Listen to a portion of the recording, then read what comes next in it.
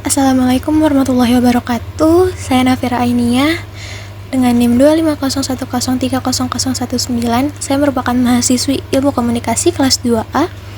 Hari ini saya akan mempresentasikan PPT review buku Pendidikan Agama Islam dalam bab 2 yang berjudul Hadis Pendidikan Islam. Oke, kita lanjut pada latar belakang. Pendidikan pada hakikatnya merupakan proses transfer pengetahuan, keterampilan, dan kebiasaan dari satu generasi ke generasi berikutnya melalui pengajaran, pelatihan, dan penelitian.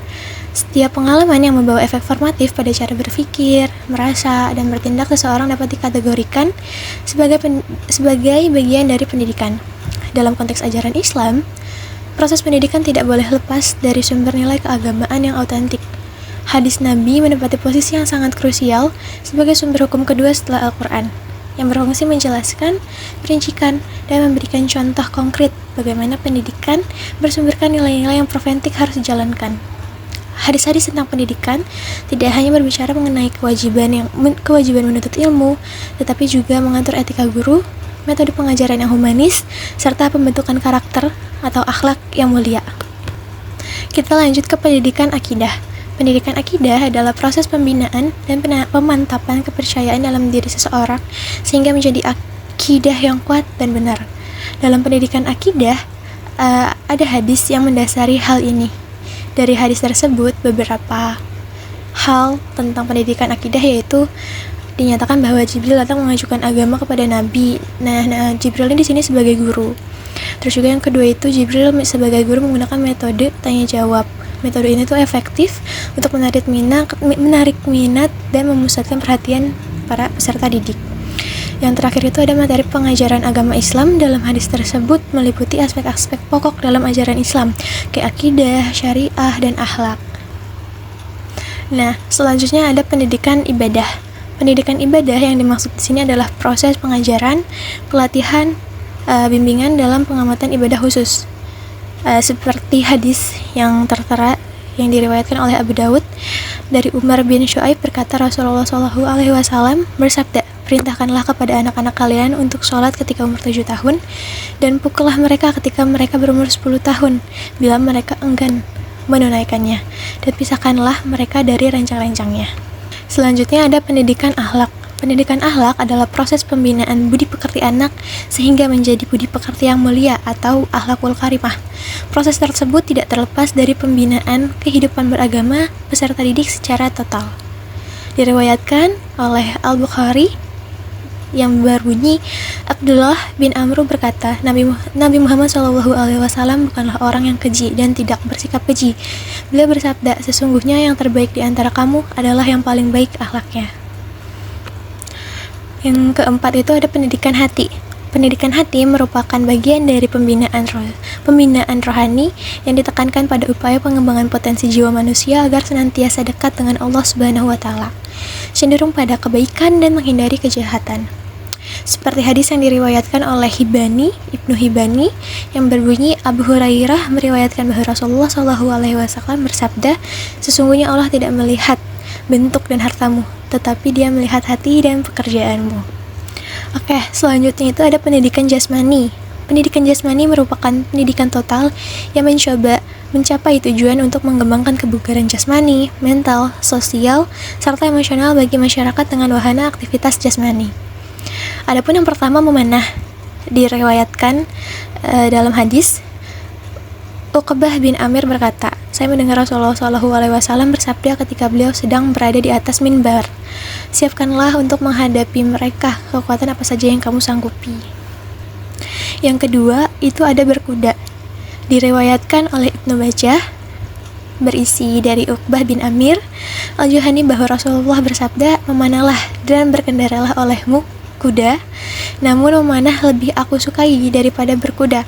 Sesungguhnya setiap hal yang menjadi permainan seseorang adalah batil, kecuali yang memanah dengan busurnya, membidik atau melatih kudanya, dan bersenang-senang dengan istrinya. Hadis riwayat Ibnu Majah. Yang berikutnya itu ada menjaga pola makan.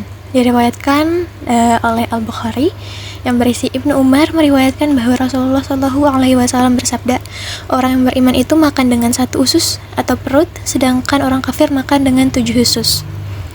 Yang terakhir itu ada menjaga kebersihan.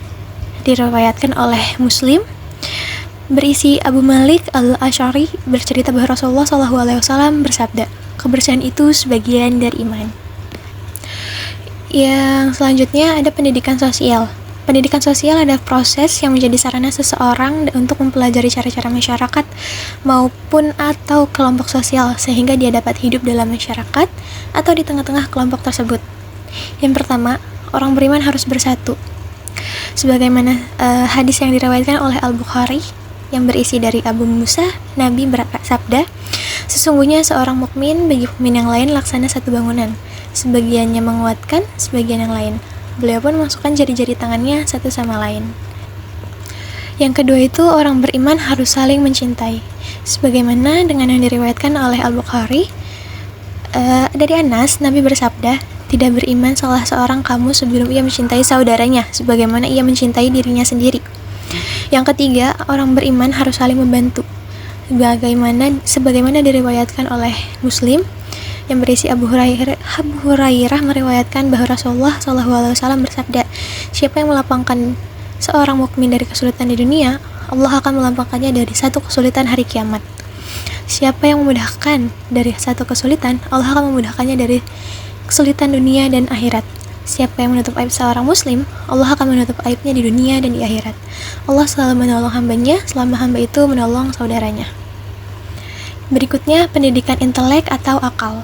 Pendidikan akal adalah proses meningkatkan kemampuan intelektual dalam bidang ilmu alam, teknologi, dan sains modern, sehingga anak mampu menyesuaikan diri dengan kemajuan ilmu pengetahuan dalam rangka menjalankan fungsinya sebagai hamba Allah Subhanahu wa Ta'ala dan khalifahnya, guna membangun dunia ini sesuai dengan konsep yang diterapkan olehnya. Sebagaimana hadis yang diriwayatkan oleh At-Tabrani yang berbunyi, An Ibni Umar qala Rasulullah sallallahu alaihi wasallam tafakkaru fi ala illahi wa la tafakkaru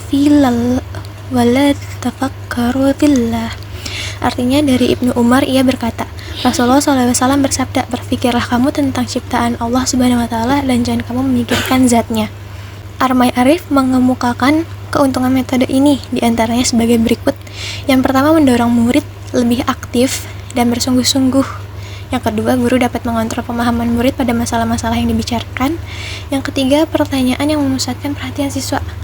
Yang keempat, perangsang siswa untuk melatih dan mengembangkan daya pikir termasuk daya ingat.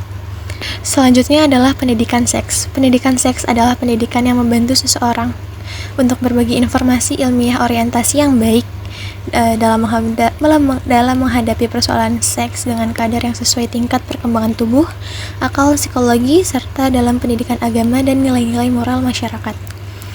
Yang pertama, memisahkan tempat tidur anak laki-laki dan perempuan. Sebagaimana diriwayatkan oleh Abu Daud, dari Abdullah, Rasulullah SAW bersabda, suruhlah anakmu mendirikan sholat ketika berumur 7 tahun dan pukullah mereka karena meninggalkannya ketika ia berumur 10 tahun. Pada saat itu, pisahkanlah tempat tidur mereka. Yang kedua, posisi tidur miring ke kanan, tidak menelungkup. Sebagaimana diriwayatkan oleh Al-Bukhari, yang berbunyi Rasulullah SAW berkata kepadaku, apabila engkau mendatangi tempat tidurmu, maka berwudulah seperti wudu untuk sholat, kemudian tidurlah dengan miring ke sisi kanan. Yang ketiga, membiasakan anak menundukkan pandangan dan memelihara aurat. Sebagaimana diriwayatkan dalam suatu hadis yang berisi dari Abdullah bin Abbas, itu berkata, adalah Al-Fadl bin Abbas membonceng, lalu datanglah seorang wanita dari Kas'am yang meminta fatwa kepada beliau. Al-Fadl kemudian memandang perempuan itu. Oke, kita sudah masuk ke hasil review. Buku ini mengulas 8 pilar pendidikan Islam yang komprehensif, dimulai dari pendidikan akidah sebagai fondasi tauhid yang ditanamkan secara kontinu melalui metode dialog, serta pendidikan ibadah yang diajarkan bertahap sesuai usia untuk membangun ikatan emosional dengan Allah. Selain membentuk karakter melalui pendidikan akhlak yang memotivasi budi pekerti mulia dan pendidikan hati atau qalbu yang berfokus pada kebersihan jiwa lewat zikrullah serta Al-Quran, buku ini juga memperhatikan aspek fisik melalui pendidikan jasmani yang menekankan kesehatan serta olahraga sunnah. Terakhir, aspek hubungan eksternal anak disempurnakan melalui pendidikan sosial untuk membangun kepedulian umat, pendidikan intelek atau akal yang mendorong eksplorasi sains dengan batasan syariat, serta pendidikan seks ilmiah moralis sejak dini demi menjaga kehormatan diri. Sebelum ke penutup, ada saran dari reviewer. Buku ini merumuskan 4 rekomendasi strategis bagi pendidik dan orang tua, diawali dengan optimalisasi metode pembelajaran adaptif lewat diskusi dinamis untuk menjaga fokus siswa, serta integrasi kurikulum berbasis hadis di lembaga pendidikan demi mencetak generasi yang unggul, iptek sekaligus kokoh spiritual. Selanjutnya diperlukan kontekstualisasi praktik keagamaan agar aktivitas pembaca Al-Quran dan mengingat mati tidak sekedar menjadi ritual, melainkan dipahami makna dan aplikasinya di era digital. Seluruh upaya ini wajib disempurnakan melalui edukasi karakter berbasis contohnya uswah hasanah, di mana orang tua dan guru mencontohkan secara nyata nilai-nilai fitrah dan sosial dalam berperilaku sehari-hari, bukan sekadar memberikan teori verbal saja. Sekian presentasi dari saya. Mohon maaf apabila ada salah kata atau pengucapan, baik yang saya sengaja ataupun yang tidak saya sengaja, baik yang itu saya sadari ataupun yang tidak saya sadari. Sekian, akhir kata, wassalamualaikum warahmatullahi wabarakatuh.